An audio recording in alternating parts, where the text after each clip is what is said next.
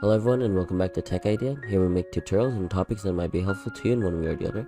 And today I'm going to be showing you guys on how you can delete a channel on Discord.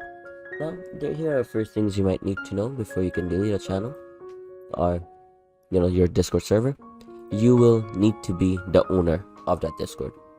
Without being the owner of that Discord, you cannot delete that Discord server. Since this is my server, that crown represents I'm the server owner. I can go over to server settings. Once I'm over in server settings, all I want to do is press delete server. And as this is like are you sure kind of situation, so all I want to do is just type in the name again, Tech Idea, and then delete server. It's gonna give you another thing like I was curious what a server template looked like. Done, and that's about it. I've deleted my deleted that channel. If you like this video, please drop a like, and if you want to see more videos like this in the future, don't forget to hit that subscribe button as well as that notification bell. Thank you so much for watching. Bye bye.